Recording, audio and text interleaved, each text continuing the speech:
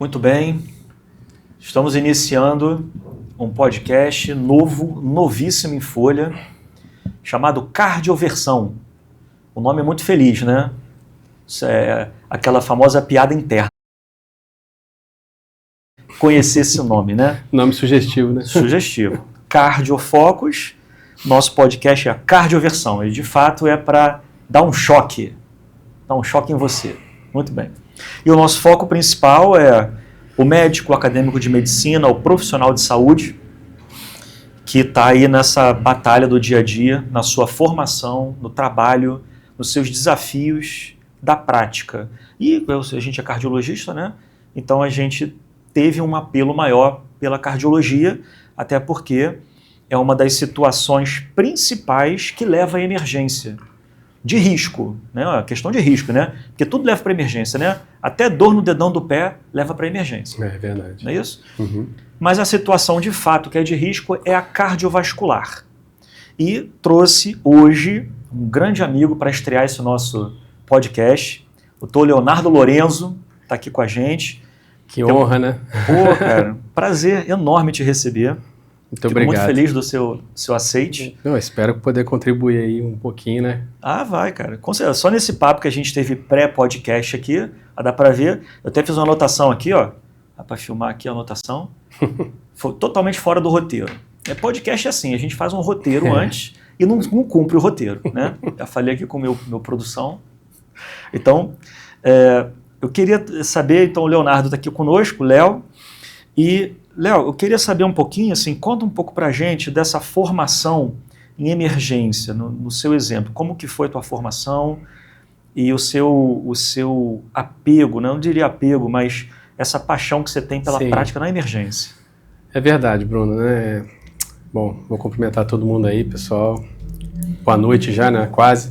Boa tarde, boa noite. E como eu estava dizendo pro Bruno, né? Eu, diferente da maioria dos médicos, eu atuo na área que eu sempre pensei em atuar, né? Que é a de urgência e emergência, que acaba englobando, na maioria das vezes, uma boa parte de consultas ambulatoriais, mas que não deixa de ser interessante, né? Por ser uma área onde você tem uma ampla gama de situações. E eu estava até falando com o Bruno, né? Como que boa parte dessas situações que exigem uma intervenção mais aguda, mais rápida, dinâmica, estão relacionadas à parte cardíaca, né? A questão cardiovascular, de uma forma geral. E explicando, conversando com ele assim, que eu tenho essa noção dessa importância, né? Então, minha formação é em urgência e emergência, como eu disse, eu fiz pós-graduação no Einstein, em urgência e emergência adulto pediátrico. Até hoje eu faço essa loucura de atuar na medicina de urgência em adulto e em crianças, inclusive atuando em emergências relacionadas a neonatos, né? Faço sala de parto, prematuro extremo, tudo que aparece polivalente na minha total, frente, né? Eu consigo contribuir, né, com o meu trabalho. E assim, ao longo desses anos fiz todas as atualizações de suporte avançado que você possa imaginar, mais de 3 vezes, PAUS, reanimação, o ACLS, e até eu te disse que até o ATLS eu fiz uma vez só, né, mas também fiz.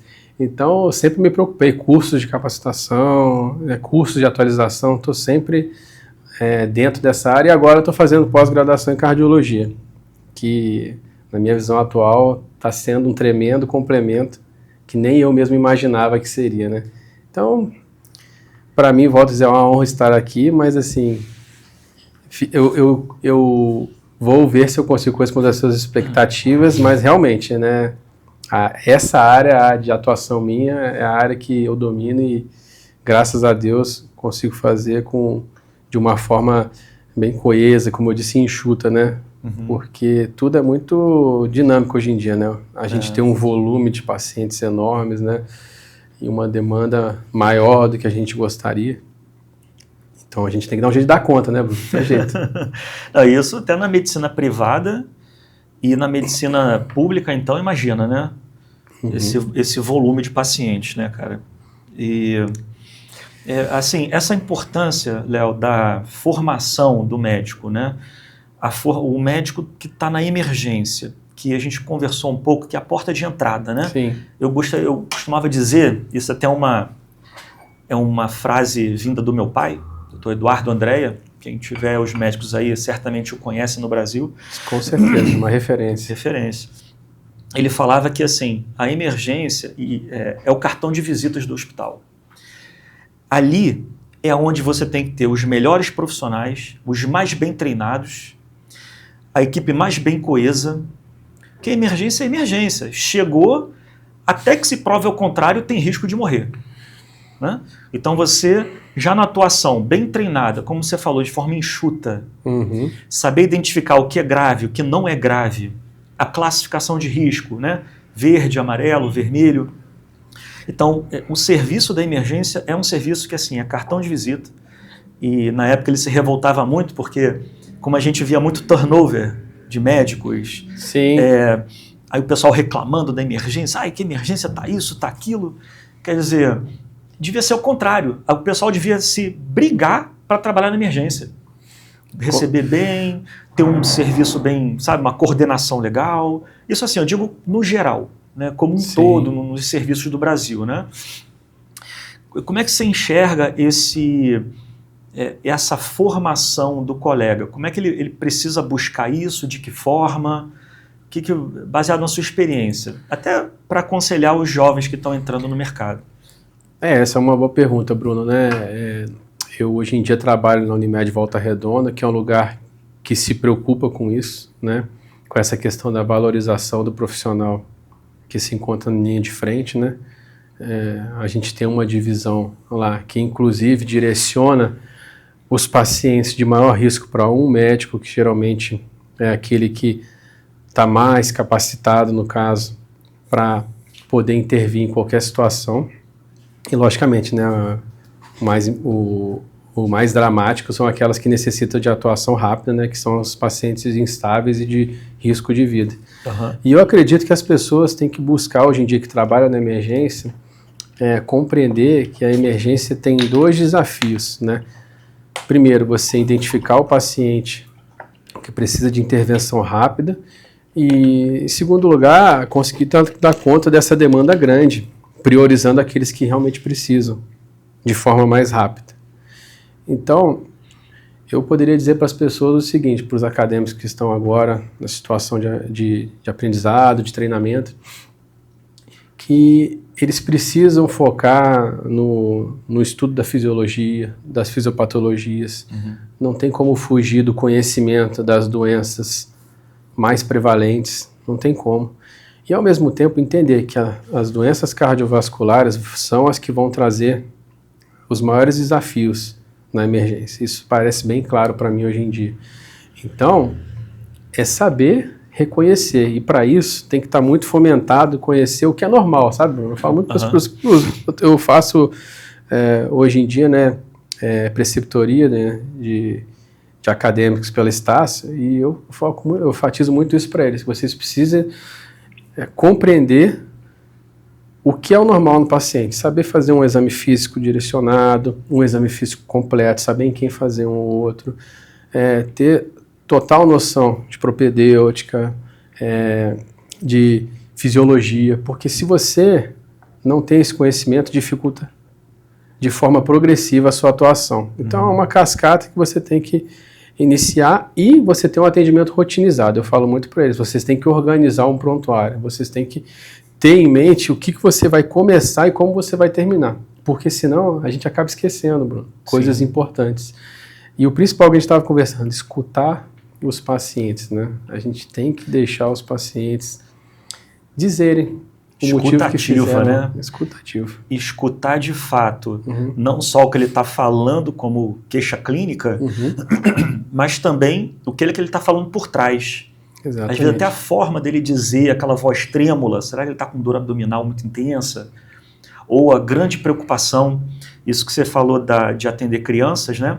Eu também acho curioso, porque eu também atendo criança com arritmia. E é engraçado porque uma criança doente é a criança e a família toda. Então é todo mundo doente no processo. Exatamente. Né? A gente tem que ter o trabalho de diagnosticar, identificar e ainda explicar, né? Explicar. A gente tem que saber explicar muito bem para as pessoas conseguirem compreender, né, o processo para te deixar trabalhar também, né? Ah, sim, desmistificar muita coisa, né? Então, assim, essa questão da formação também enxergo muito, assim, importante, né? Muito, Bruno. E quando você estava me falando um pouquinho da sua experiência na emergência, experiência clínica, né? Você sempre foi voltado nessa parte de emergências clínicas em todos os seus aspectos, né? Todos. E você contou um fato curioso no nosso pré-podcast aqui, que foi a experiência que você teve que dar um ponto num paciente que chegou depois de um trauma, de um acidente. Como é que foi essa situação, cara? Conta um pouquinho. Que a gente estava falando com o Bruno aqui que até na época que eu me formei, a gente tinha um amplo treinamento, né, em todas as clínicas. Então a gente passava pelas cadeiras e realmente tinha que vivenciar aquilo na prática. A gente entrava no hospital às 7 horas da manhã e saía às 9, 10 horas da noite, muitas vezes. E você sabe que isso era muito mais que a carga horária, mas era aquela vontade de você conseguir atuar de forma efetiva, independente de onde você estivesse, né? Naquela época a gente já tinha ideia de que nem todas as emergências têm tudo à disposição e todas as especialidades. Hoje em dia é cada vez maior, graças a Deus, né, Bruno?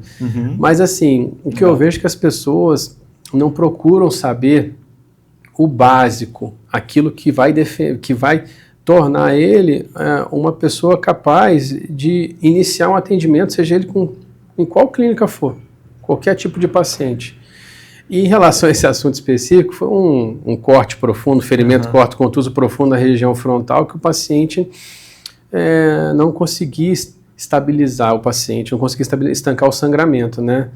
E tudo passava pela forma como o ponto era realizado, era uma forma de ponto que tinha que ter uma aproximação de bordos. E você vê que hoje em dia os formados mais recentemente não se preocupam com isso. Eu tive que ir lá ajudar o paciente, foi um dia que não tinha cirurgião, o paciente estava banhado em sangue na madrugada, acordaram às 3h30 da manhã, e eu tive que ir lá resolver esse processo. Simplesmente fazer uma sutura diferenciada, um ponto em U, aproximei. Rapidamente o paciente teve o sangramento estancado e fizemos o curativo. E o colega acabou ganhando um acréscimo de conhecimento. Aprendeu a fazer o ponto em U, Aprendeu a fazer um ponto em U. Mas assim, que na nossa época a gente sabia, né, Bruno? Mas no dia a dia, né? Eu já faço procedimento, mas esses pontos na emergência, nossa, a gente fazia de tudo, né? De tudo. Várias coisas, nossa senhora. Uma vez eu peguei um paciente com um corte na boca aqui por dentro, cara. Foi a boca toda lateral, assim. Rapaz, para suturar assim, suturar a mucosa, foi um trabalho. E hoje em dia a gente precisa que os acadêmicos reconheçam até que tipo de fio usar, por exemplo. Tem que saber que são reabsorvíveis, outros não. Então isso é um exemplo daquilo que eu observo que está faltando um comprometimento maior, sabe? Sim.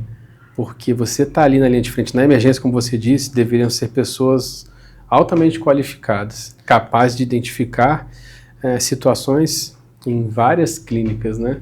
Para poder ajudar de forma efetiva, né, Bruno? Porque você está num pronto atendimento, pode chegar a qualquer situação, né? Sim, não escolhe o que vai chega de tudo. Exatamente. E aí vai uma provocação. Acho que já imagino a resposta. O profissional qualificado, a emergência, contrata aquele que já está qualificado ou qualifica aquele que ele contratou? Um, outro ou os dois? O que você acha? Eu acredito que amplamente os hospitais hoje privados procuram qualificar aqueles contratados.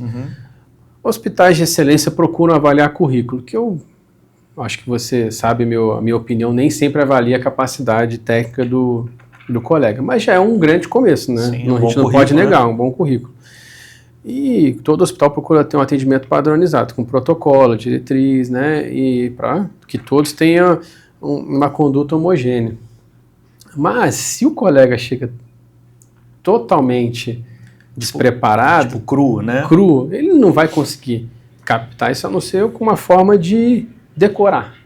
E que nem começa a ter um grande problema a partir do momento quando você decora situações, porque se fugir um pouco do padrão, você complica tudo, né? Então a formação ela é muito crucial. Importante. E no início você comentou sobre propedêutica, anamnese, quer dizer, é uma questão fundamental da medicina que eu vejo que tem se perdido um pouco na prática, que o pessoal usa e abusa dos exames complementares, esse é um ponto. O segundo, não sabe interpretar o exame complementar. Terceiro, não sabe linkar o exame complementar à propedêutica, que já não soube fazer.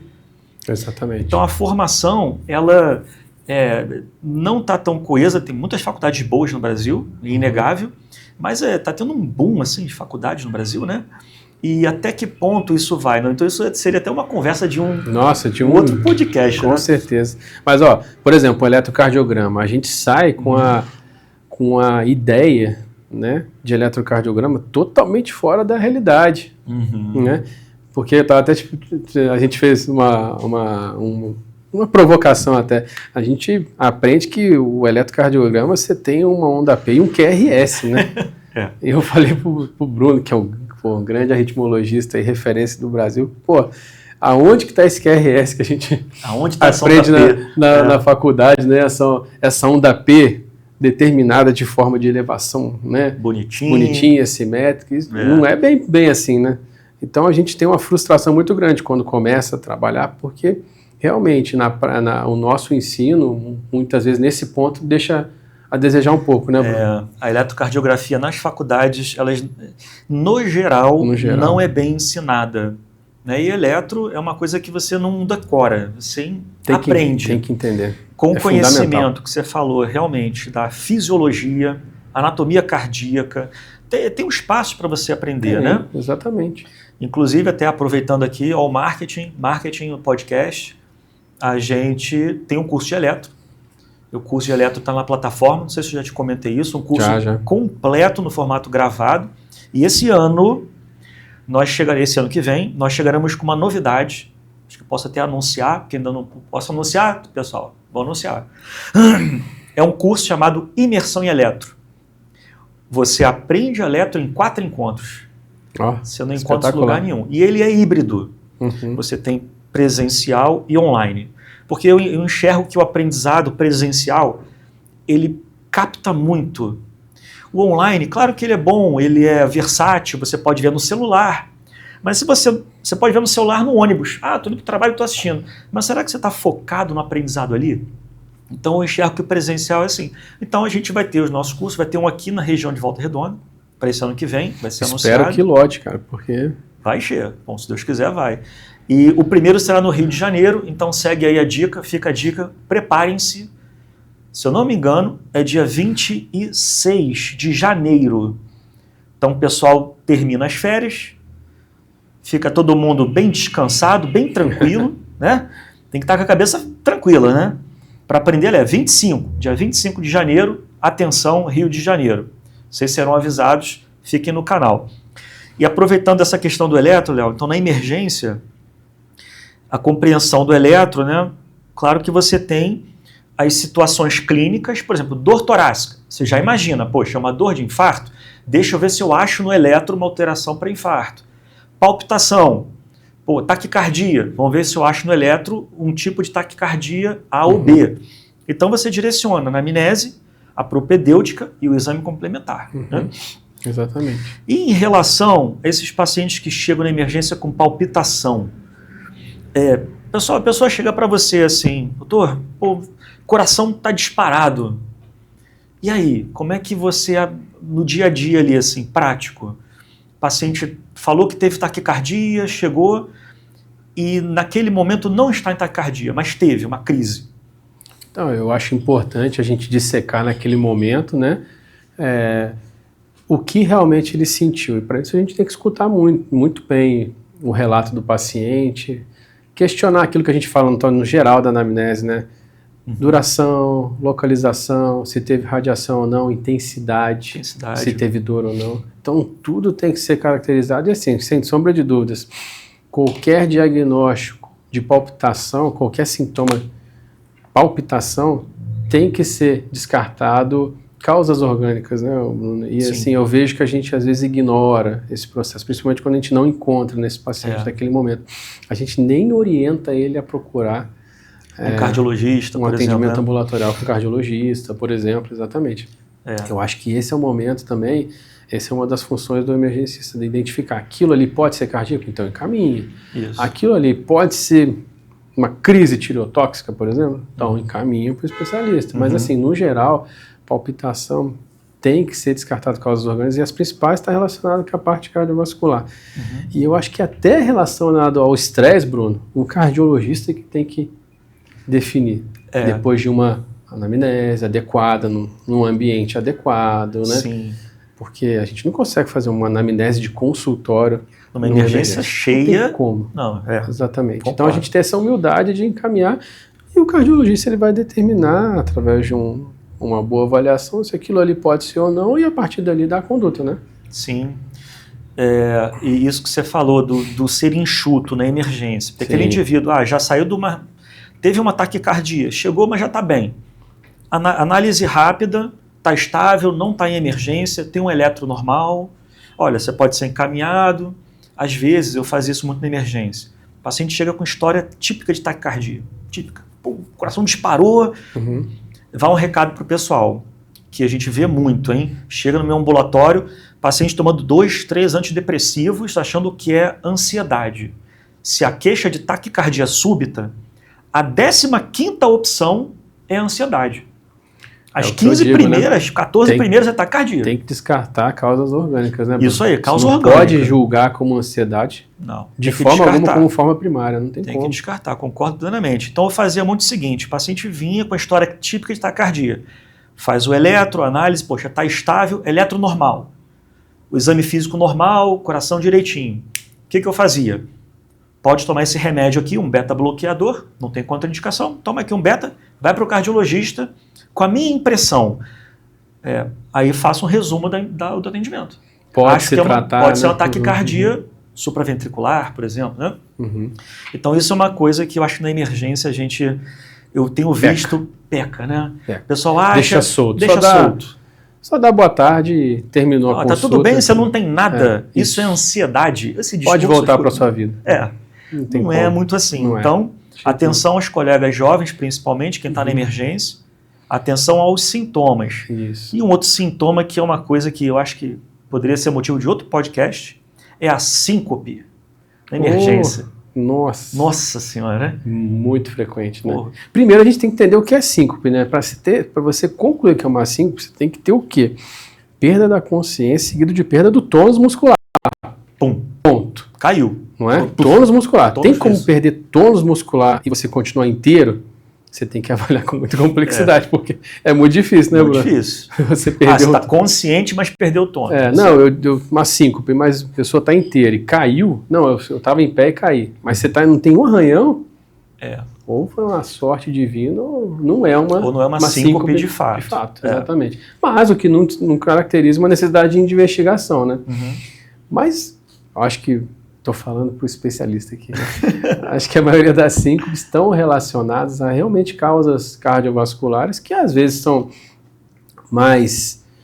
processos que a gente consegue analisar com uma boa anamnese, exame físico, posteriormente também no consultório, mas que na emergência a gente tem que caracterizar a possibilidade de ser aquilo mesmo. No mínimo tem que sair um eletro, né, Bruno? No mínimo. Eu acho que... Um eletrocardiograma é fundamental em todos os... Fundamental. E a síncope... Por isso tem que saber bem eletrocardiograma. Tem que saber bem eletro, isso. Tem que saber ver bem o eletro. Então, atenção, curso de eletro, mais um marketing aí pra galera. E... eu gosto muito de usar a palavra nas aulas. A gente vai ter um treinamento, inclusive, na Unimed, sobre síncope. Estou devendo isso. Estou lá, primeiro. Estou devendo. Nós fizemos um treinamento em taquicardias na emergência. Estou devendo esse. Espetacular, acho que eu digo de passagem, pessoal. Pô, muito. Foi muito bom. E aí, a síncopia... Tem que fazer um curso desse também. Esse de arritmias? De arritmia, a galera vai gostar. Vai chegar. E eu gosto de dizer que a grande diferença entre síncope e morte súbita é que na síncope o indivíduo acorda. Gostou dessa? Putz, espetacular. O pior sintoma da medicina no planeta é a síncope, é o desmaio.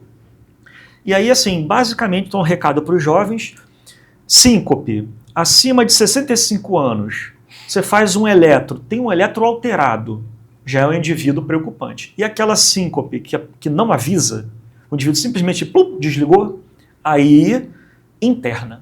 Tá na dúvida? Interna, investiga internado. Ah, é jovem, teve uma tontura, aquela coisa toda e desmaiou. Opa, estava numa fila de banco há 1 hora, num calor excruciante. A gente tem que ter identificado certas situações para a gente conseguir fazer uma análise fria e dar uma continuidade no ambulatório. Quando a gente não consegue ter essa análise, né, específica, não consegue identificar um fator, você tem toda a razão, Bruno. A gente tem que com mais cuidado, deixar o paciente, porque tem que avaliar. Você pode internar. Carótida, aí tem que deixar internado. Tem muitas situações que você tem que avaliar internado. E aquela coisa, tá na grande dúvida mesmo, caramba, não definir se é benigno ou maligno. Interna e investiga. Tudo bem, aí ok. Né? Então, síncope, de fato, é uma causa comuníssima de emergência, né? Atendimento de emergência. Então, como a gente conversa, né, compreender o eletro, ele é muito importante, a gente já falou aqui, então esse quarto item aqui do nosso novo roteiro. Vou falar mais uma coisa de eletro, que acontece na pediatria, eu nem tinha te falado, mas, por exemplo, o ritmo, né, que até o meu professor Henrique fala, né, o ritmo na pediatria, ele é sinusal, mas nem sempre é regular, né? Muitas vezes, até, né, na maioria dos casos, você vê um ritmo irregular, porque ele modifica com a própria respiração. Sim, a criança, nossa, tem uma variabilidade sinusal grande. E vai até uma dica em quem faz laudo de Holter. E também temos mais um marketing, atenção, curso de Holter da Cardiofocus está lá. Não existe curso igual, não existe. Está gravado. Então vocês podem acessar, curso maravilhoso que a gente fez. Como você tem muita variação do batimento, porque é criança, né? Criança. O exame de Holter identifica, quando a criança acelera, é meio súbito, ele acha que é taque supra, taquicardia supraventricular, e não é. Então eu canso de receber criança, doutor, deu arritmia aqui, não sei o quê. Quando eu vou olhar, o exame está errado, o laudo está errado. Rapaz. Eu falo isso porque às vezes pega um colega vindo me mostrar um laudo mostrar um eletrocardiograma, que ele fala, o ritmo está irregular. E ele fica na dúvida se é sinusal, ou seja, não tem correlação ser sinusal com ser regular. Para começar, na verdade? Já começa aí. Já começa por aí. Que é mais um estigma que a gente tem de faculdade, né? Não, para ser ritmo sinusal tem que ser regular. E isso é verdade. Você vê como que não é tão simples o eletro, né? Não, isso é bem complexo. E, de fato, eletro tem que ser aprendido. Tem que ser aprendido. Por isso que a gente desenvolveu essa nova forma de dar o curso, porque principalmente a primeira parte, que é a parte básica, compreensão do eletro e das principais doenças em ritmo sinusal, a gente criou uma forma de fazer isso presencial para conectar a pessoa para entrar no que a gente costuma estar na moda dizer estado de flow. O estado de flow, a pessoa tem que estar conectada na aula e fluindo para aprender. Porque se você segmenta muito, perde o foco. Então a imersão em eletro veio para atingir essa dor aí. Entendi, você tem razão. Que boa sacada. Não é? Então o eletro, eu concordo com você, é uma coisa assim fundamental. E você faz a preceptoria dos acadêmicos da Estácio, né? Lá de Angra dos Reis. Pô, de Angra? Rapaz, você tem que ir até Angra, hein? Mas eu já tenho o meu trabalho lá, então acaba que eu tu já vai útil agradável, né? Exatamente. E como é que... E essa turma de acadêmicos, o que você tem sentido com essa turma no geral?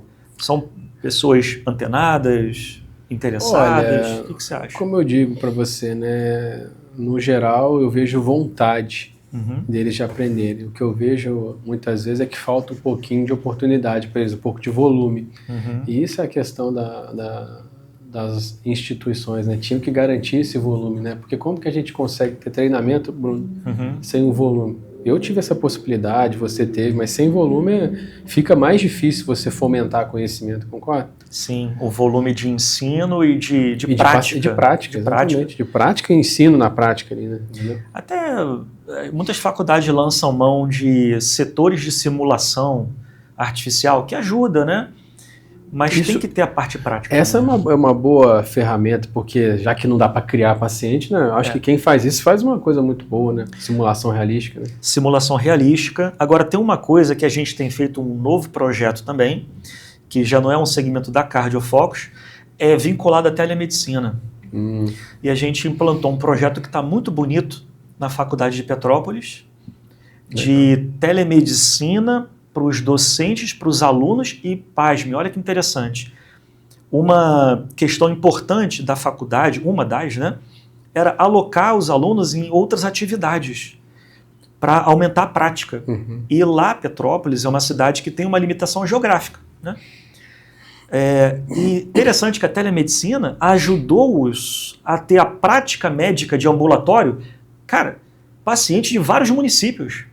E reumatologia, cardio, pediatria, o projeto está andando muito bem. Os alunos devem estar muito contentes com essa situação, né? Possibilidade de aumentar a gama de pacientes. A gama de trabalho e aprender de fato a trabalhar a telemedicina, porque a gente vive num mundo que a telemedicina veio. É uma realidade. Né? É uma realidade.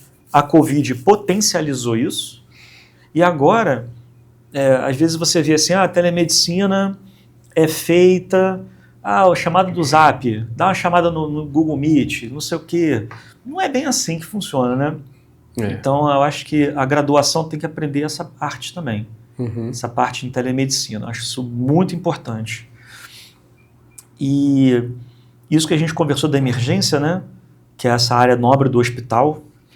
Bruno, verdade. Né? E meu pai costumava dizer assim, poxa, não pode ser punição ir para emergência, não pode ser punição. Tem que ser algo gratificante. Eu falo com a minha coordenadora, já falei até com o presidente da Unimed, né? O hospital é vitrine, né? Da instituição, de uma forma geral. Você atrai o público a partir do atendimento que ele recebe no pronto atendimento. Você atrai para os consultórios, você atrai para os procedimentos, seja lá o que for. Você ter uma porta de emergência que não tem um atendimento adequado, capacitado, isso desabilita os pacientes a ter confiança, né? Sim, verdade. A ter realmente, a crer que aqueles médicos vão poder ajudá-los, né? Até o médico assistente que manda um paciente para emergência, você vai internar em tal hospital, porque eu confio ali. Exatamente. E a emergência dá o feedback para o médico assistente. Eu acho isso muito importante. Lá no Rio, por exemplo, a gente às vezes enfrenta alguns problemas assim, a gente manda um paciente para emergência, vamos pedir o feedback do colega. E você não consegue ter o feedback, e às vezes o hospital, a política do hospital é não fazer contato com o médico assistente. E o que você acha disso? Acha que isso é bom, isso é ruim, isso é uma política e pronto? Olha, eu acho, sim, vou ser bem sincero, eu acho que seria bom a gente ter a possibilidade de fazer contato com o médico assistente de verdade, né? Não o parente, o tio, a avó, que isso às vezes complica a nossa vida porque eles não têm noção exata da sintomatologia do que está acontecendo naquele momento e acaba tomando um tempo nosso que você vê que é extremamente necessário. Muitas vezes a gente não tem a possibilidade de concluir nossas refeições. Então você imagina ter que explicar cada parente de paciente que é médico a situação que está acontecendo. Por isso que eu prefiro que esses colegas apareçam no hospital para a gente ter essa conversa de forma mais ampla e objetiva também. Mas quanto ao médico assistente, eu acho que seria super interessante, é fundamental você conhecer o doente, nada mais do que um médico assistente. Mas o hospital realmente fica um pouco reticente, porque às vezes a gente não tem uma receptividade do colega, que é o médico assistente. Muitas vezes ele age de uma forma de que ele acredita que aquele colega não vai dar o suporte que ele acredita ser necessário. Então, acho que falta um pouco de confiança, Bruno. O médico assistente, o médico consultório, escutar o colega que está recebendo o paciente, e a partir dali, ele começar a ter um questionamento e ter uma conversa real. Trabalhar em equipe, e se precisar, ele vai passar conhecimento e vai ajudar ele. Mas o que eu vejo na minha prática, muitas vezes o colega quer te orientar sem conhecer o caso que está, a situação que está se apresentando naquele momento. Isso é ruim, porque isso muitas vezes torna a conversa pouco produtiva. Pouco produtiva e fica... E você não... É verdade, você não soma. Porque a ideia é colocar o paciente no centro do cuidado. Exatamente. Então você acaba agindo como equipe. Se você pensa, olha, eu conheço isso. Eu já tive vários pacientes que eu trato em consultório que foram para emergência, de eu conversar com a colega ou o colega. Qual é o ritmo? Às vezes o colega não sabe ver bem o eletro, está inseguro, né? Sabe ver, mas está inseguro. Bruno, eu acho que é isso aqui. Aí eu fico perguntando, mas como é que ele está, a saturação e etc. Aí a gente começa a trabalhar como um time. E aí junto a isso, falar, manda o traçado de eletro para eu ver. Mas eu sempre pergunto ao colega o que ele acha. Agora que você está vendo o paciente, o pulso está fino, o que você está achando? Bruno, você é um cara espetacular, cara. Não tô falando que você está na sua frente, não, cara. Você é um cara muito atencioso, você é um cara que soma sempre, você é um cara que respeita o colega do outro lado. Às vezes eu acho que falta um pouquinho mais de credibilidade, talvez de respeito, os colegas de consultório, porque muitas vezes o colega do pronto atendimento vai saber mais do que ele, do colega de consultório, porque ele vivencia aquilo. Ele conhece o caso amplamente. Exatamente. Né? Agora, ele vai precisar da ajuda do conhecimento do colega do consultório, da história do paciente, que é importante. Sim. Né? Isso é muito importante. E isso é até uma dica. A gente tem feito algumas mentorias em telemedicina para alguns colegas no Brasil, né? Uhum. E eu faço isso, até aqui na Unimed. Paciente que interna pede um parecer, poxa, eu estou longe, aciona a telemedicina, aí eu faço a consulta pela tele. Ou teleinterconsulta, que tem um profissional junto, ou teleconsulta com o paciente. Uhum. Então isso é uma forma até de agregar o médico, se ele tiver, vamos brincar dizendo, se o médico tiver digital, já colocar o digital na prática dele, ele pode muito bem, meu paciente internou, peraí, vamos acionar a telemedicina aqui, isso vai ter um workflow, vai ter um custo específico, mas eu vou dar assessoria. Exatamente. E o paciente vai se sentir seguro, porque o meu médico está lá na Argentina, não sei.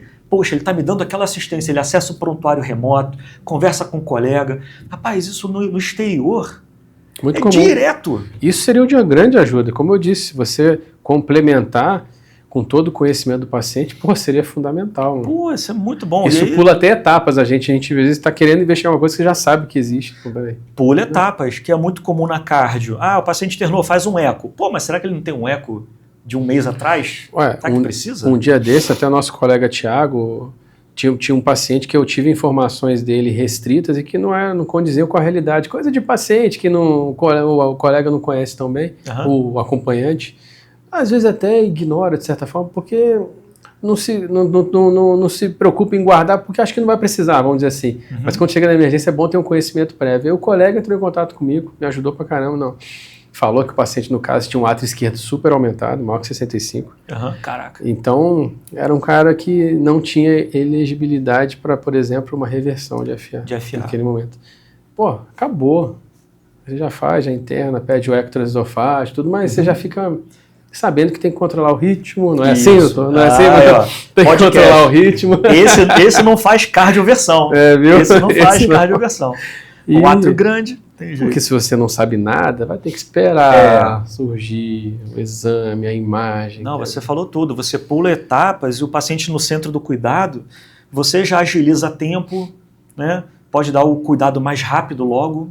E quem sabe até dar alta logo no paciente, não precisa internar. E olha como esse colega foi enfático. Ele abordou exatamente aquilo que eu precisava. Legal. Né? Ele falou que, cara, você precisa saber disso. E é verdade. Você vai ver em guideline, diretriz, é o que você precisava saber, não é verdade? Exatamente. Naquele momento. Então, ótimo, excelente. Conversa de 2 minutos. Já resolveu o problema do paciente, cara. Que coisa boa. Olha, Bruno. Olha, rapaz, isso é interessante, porque a gente fez aí o podcast, colocamos como é que é, um roteiro, tinha uns, 50 itens que você colocou aqui no roteiro. Nossa Senhora. Ele bota um monte de coisa no roteiro. Né, cara? Nossa. E a gente seguiu, vamos dizer, 2% do roteiro. Muito bom, cara. Então, assim, Léo, para a gente finalizar, a gente dá um recado, assim, como um todo, né, na área da emergência, até para o pessoal em formação, ou até os colegas que estão em emergência, nas UPAs, e como que eles devem encarar o trabalho, ou o que eles devem fazer, assim, o que você poderia dar de dica? Se eu fosse dar de dica da minha experiência clínica de todos esses anos, desde 2008 atendendo, né? Daqui a pouco chegando com 20 anos 20 quase. anos de formado.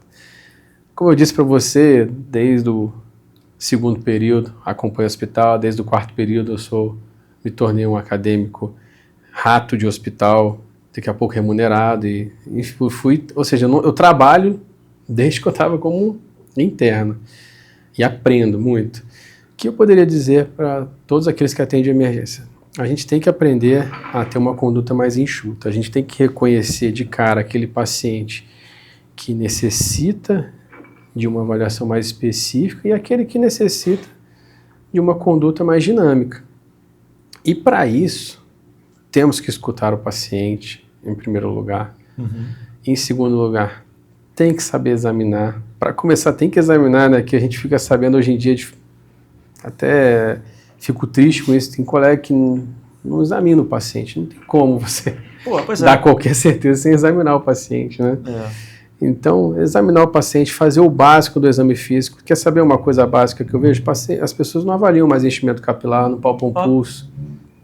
Ver a esclera, está hidratada. Glucosa, tipo assim, rapaz, como que vai ter certeza de qualquer situação se você não faz o mínimo? Então, procure fazer um exame físico pelo menos razoável, um exame físico objetivo, reconhecer aquele que precisa de intervenção, reconhecer aquele que precisa de exames complementares, mas que a grande maioria vai ser um atendimento mais dinâmico, né? Como eu estava dizendo para o Bruno, aquele paciente que chega só porque está com uma verruga na testa que está incomodando há 3 semanas, né?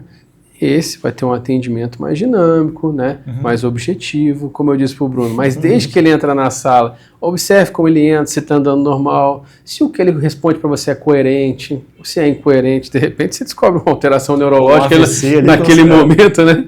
Então, nada passa impune, mas também a gente tem que saber que a medicina de emergência, o pronto-socorro é uma coisa dinâmica e para você ter essas condutas, você tem que ter um conhecimento mínimo razoável, senão você não consegue destrinchar. E entender que da parte de cardiologia, né, as taquiarritmias, as situações de emergência cardiológica, isquemia, alterações inflamatórias delas têm alguma frequência, uma frequência boa. Eu diria que talvez 40%, 50% dos atendimentos que necessitam de uma intervenção aguda, rápida, dinâmica, são de origem cardiovascular. Então a gente precisa estar atualizado nessa questão e dizer para os acadêmicos hoje em dia, para as pessoas que estão na prática clínica e na formação, que estudem bastante sempre, né? Não tem como a gente fugir dessa... Estudar sempre, dessa né? dinâmica. Estudar sempre. Estudar e estar se Faz graduando. parte da nossa vida, não tem jeito. Pô, eu fiquei até satisfeito, eu não sabia que você tinha feito já 3 ACLS, já um monte de curso. Na verdade foram 4 ACLS, 4 ACLS. 4 paus, cara. 5 reanimação neonatal. Rapaz, isso aqui é atualização, Léo, muito bom, cara. Eu, aproveitando isso, eu queria falar de 2 casinhos muito interessantes de hoje, e só para a gente encerrar, que fica até interessante, porque reflete a realidade. O primeiro, paciente idoso com síncope, foi na médica e tudo, tinha lá uns 75 anos, bem ativo, mas fadigado, cansado, e teve síncope. Chegou para mim, síncope. Arritmia, teve síncope, vai para o arritmologista. Tá. Rapaz, só olhando o paciente, eu achei ele pálido. Eu falei, ué. Aí eu olhei a esclera aqui assim, cara, hipocorado, 3 cruzes. Eu falei, era só anemia grave. Rapaz, aí eu fui conversando com ele, ele tinha feito um cateterismo uns 6 meses, botou um stent, tinha uma angina. E uso de antiagregante. Antiagregante. Até então ele não tinha nada assim de anemia. Antiagregante. Quer dizer, aí eu já começo a pensar, deve estar sangrando pelas fezes, será que ele não tem um tumor lá de cólon que a gente não sabe, não está vendo? Foi ter a síncope por causa da anemia. Então assim, chegou em mim. Quer dizer, talvez ele nem precisasse chegar em mim.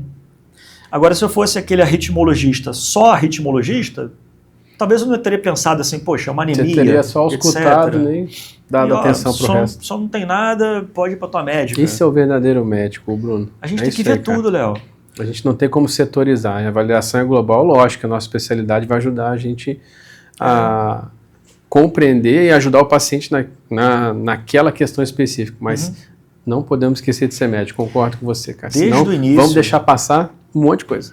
E a formação inicial, hospital, fisiologia, clínica médica, igual você falou, rato de hospital, cara, tem que estar ali.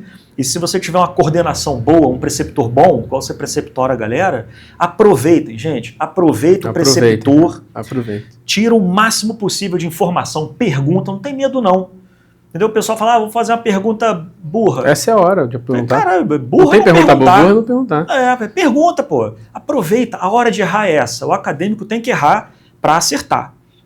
Então, esse foi um casinho interessante. O outro que eu atendi hoje, ele até me permitiu dar o nome dele, Caio.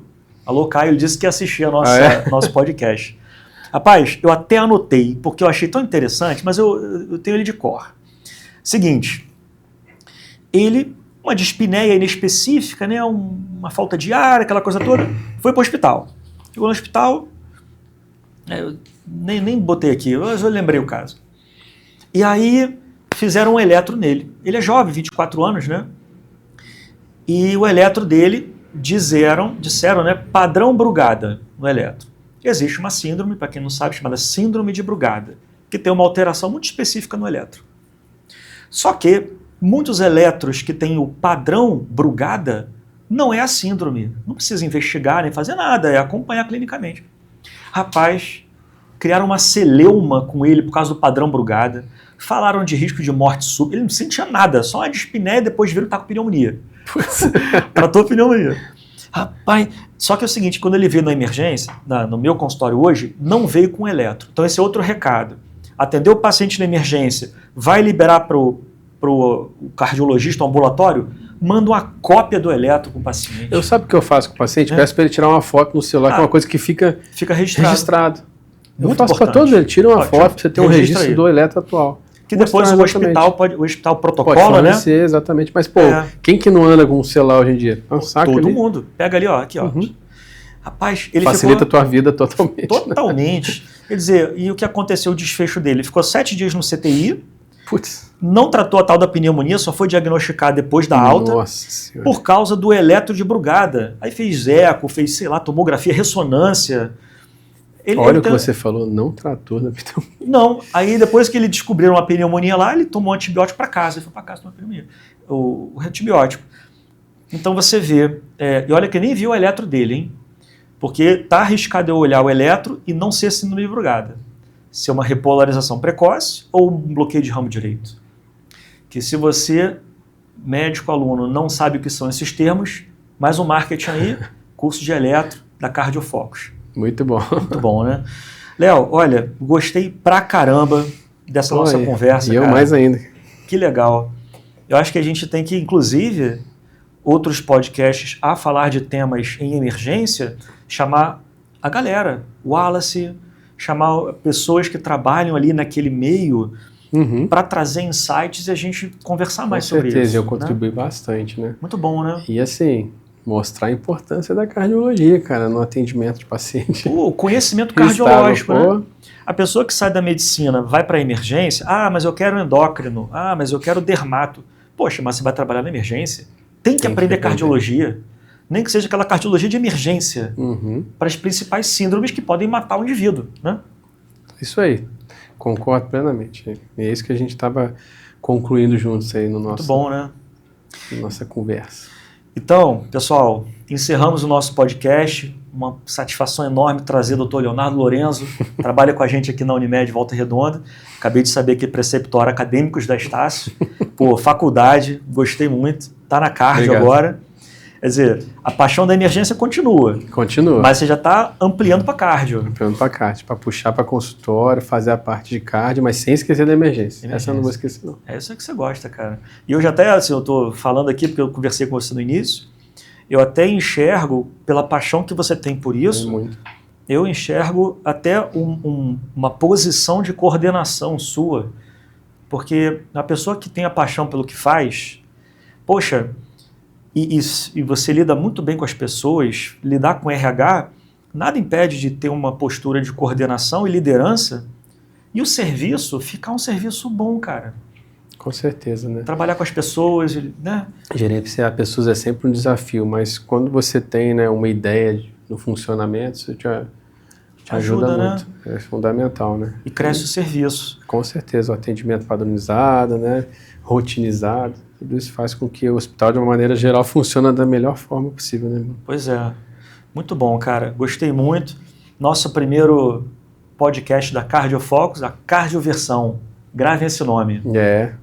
Esse nome é espetacular, né? Eu comentei com o Léo, quando eu convidei ele, pô, cara, eu tive até quase um ataque cardíaco. Eu falei, tá vendo? Senti palpitação. Eu falei pra ele. Tomar uma cardioversão. Vou investigar depois. Muito bem, Léo. Prazer, cara. Prazer. Muito bom te receber. Obrigado mesmo, Bruno, pelo convite. Pô, é uma honra, cara. Você fala qualquer assunto, qualquer debate com você, qualquer mesa redonda, sempre vai ser um prazer e um privilégio. Que bom, valeu, humildemente aqui, estou à disposição. Beleza, obrigado. Valeu, pessoal. Valeu, Até o pessoal. próximo podcast. Não perca o próximo, hein? Boa noite. Fluiu?